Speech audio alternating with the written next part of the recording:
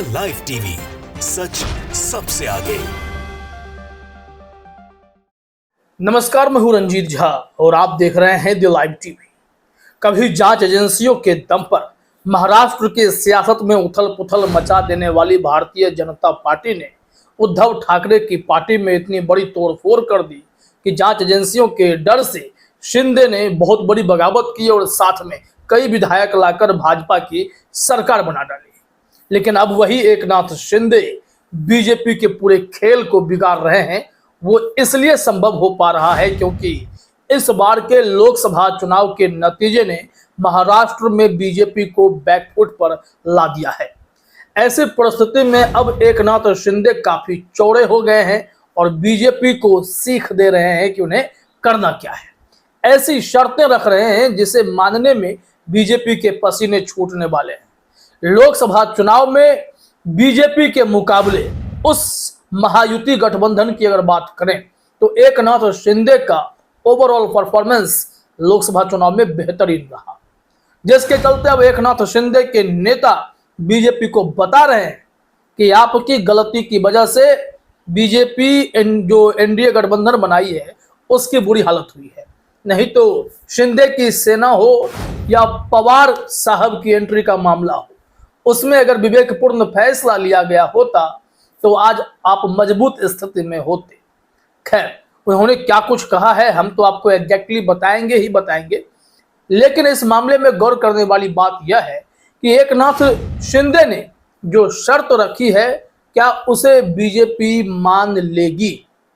दरअसल शिंदे साहब का कहना है, उनके गुट के बड़े नेताओं का कहना है कि अब जो इस साल के आखिर में चुनाव होने वाले हैं महाराष्ट्र विधानसभा के, तो उसमें एकनाथ शिंदे के उम्मीदवारों की संख्या ज्यादा हो। 288 सदस्य विधानसभा वाले महाराष्ट्र में कम से कम 100 सीट या उससे अधिक ही एकनाथ शिंदे की पार्टी को चाहिए। अब ऐसे में क्या बीजेपी उनकी इस बात को मानेगी? तर्कपूर्ण तरीके से एकनाथ शिंदे के एक महत्वपूर्ण नेता रामदास कदम ने प्रेस कॉन्फ्रेंस के जरिए या फिर अपने एक कार्यक्रम के जरिए ऐसे ऐसे तथ्य रखे हैं जिसके बाद बीजेपी को सोचने पर मजबूर होना ही पड़ेगा। रिपोर्ट क्या है, आज तक ने क्या जानकारी दी है, जरा देखिए।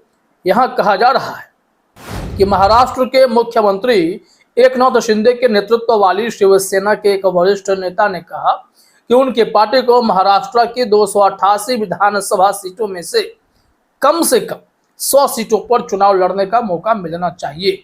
शिवसेना महायुति गठबंधन का हिस्सा है जिसमें भाजपा और अजित पवार के नेतृत्व वाली एनसीपी भी शामिल है।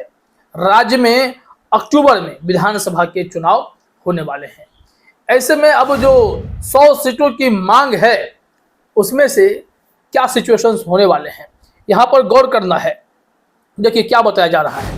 एक जो फैक्ट उन्होंने पहला फैक्ट रखा, तथ्य रखा, रामदास कदम नाम है कि एनएससीआई कैंपस के में शिंदे गुट की ओर से अविभाजित शिवसेना के 58वें स्थापना दिवस के अवसर पर आयोजित एक समारोह में राज्य के पूर्व मंत्री रामदास कदम ने कहा, हमें चुनाव लड़ने के लिए 100 सीटें मिलनी चाहिए और हम यह सुनिश्चित करेंगे कि हम उनमें से 90 जीतें।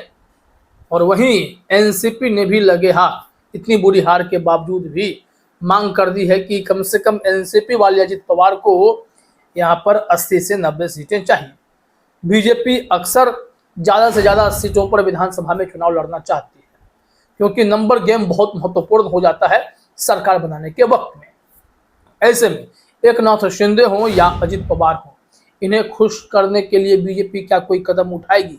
क्योंकि मंत्रिमंडल विस्तार में इन दोनों को झटका दे दिया। एक तो इतनी अच्छी खासी सीटें जीत कर आने वाले शिंदे गुट के जो शिवसेना है उसमें से किसी एक को मंत्री बनाया भी गया तो फुल पोर्टफोलियो नहीं मिला, एमओएस दे दिया गया या फिर स्वतंत्र प्रभार कुछ मिला है ऐसा। अब इससे नाराजगी साफ तौर पर है। वहीं अजित पवार का भी कहना था कि भाई एक सांसद तो जीतन मांझी भी हैं, उन्हें तो फुल कैबिनेट मिला है और हम लोगों को एमओएस दिया जा रहा था इसलिए हमने मना भी कर दिया। प्रफुल्ल पटेल भी नाराज थे। खैर, अब यहाँ पर देखिए कि महाराष्ट्र की सियासत में जनता ने तो बीजेपी को जवाब दिया, लेकिन अब उनके सहयोगी भी खुलकर आंख दिखा रहे हैं, क्योंकि जब कोई कमजोर पड़ जाता है तो फिर उस कमजोर को दबाने की कोशिश होती है। बीजेपी अपने गलत सियासी फैसले के चलते, गलत रणनीति के चलते महाराष्ट्र में बेकार हो गई।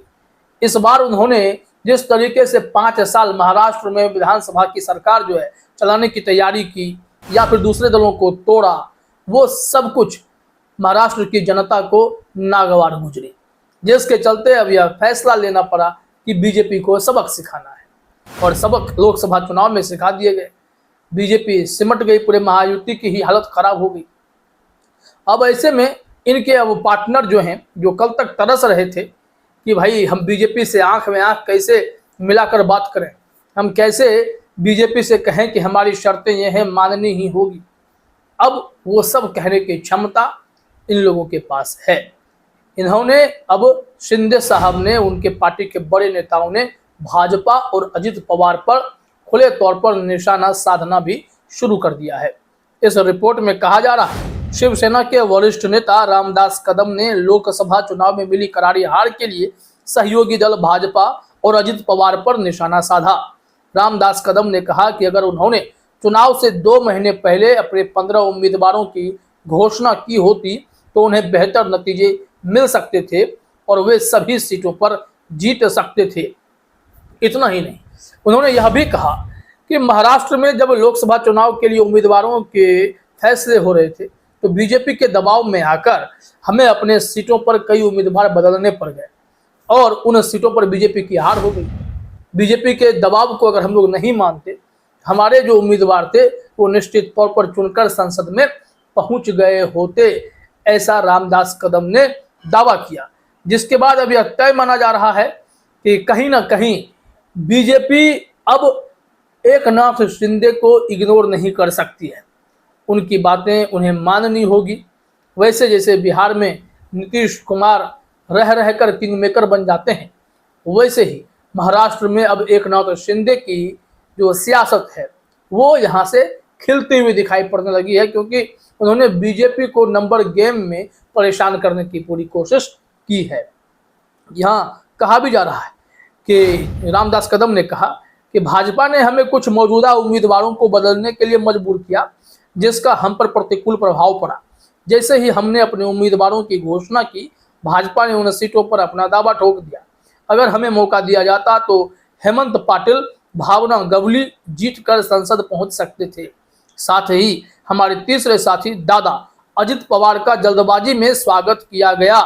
रामदास कदम ने तंज कसते हुए कहा कि अगर उनकी एंट्री में देर होती तो ज्यादा अच्छा होता। मतलब कहना यह है कि अजित पवार को एनडीए गठबंधन में लाने की कोई जरूरत नहीं थी। अगर लाना ही था तो लोकसभा चुनाव तक इंतजार कर लेते, लेकिन ऐसा नहीं किए जाने के कारण अजित पवार को साथ लिए जाने का जो फैसला था वो भी बीजेपी को बैकफायर कर गया। नहीं तो इनका मानना है कि एनडीए का परफॉर्मेंस सुधर सकता था और एकनाथ शिंदे को और भी सीटें आती, बीजेपी का पता नहीं, लेकिन एनडीए में शिंदे साहब और भी उभर कर आते, ऐसा इनके नेता का दावा है, कदम साहब का। अभी भी महाराष्ट्र के सियासत में बहुत खेल बाकी है। एकनाथ शिंदे के कई विधायक, सांसद कहा जाता है कि वो उद्धव ठाकरे के संपर्क में है। एनसीपी में भी बहुत बड़ी टूट के आसार है। बताया जा रहा है कि आधा से अधिक विधायक घर वापसी करना चाहते हैं और जो बच गए हैं वो उद्धव ठाकरे के साथ चले जाना चाहते हैं। छगन भुजबल भी उद्धव ठाकरे के संपर्क में चले गए हैं। ऐसे में वहाँ महाराष्ट्र में अभी बहुत पिक्चर साफ होनी बाकी है, लेकिन बीजेपी के सामने जो एकनाथ शिंदे ने शर्त रखे हैं उसके बाद तो यह लगता है कि महाराष्ट्र की सियासत में विधानसभा चुनाव आते आते एक बड़े उठापटक की तस्वीरें बनती दिखाई पड़ रही हैं। फिलहाल इस वीडियो में इतना ही। आप सभी का हमसे जुड़ने के लिए बहुत बहुत धन्यवाद। द लाइव टीवी, सच सबसे आगे।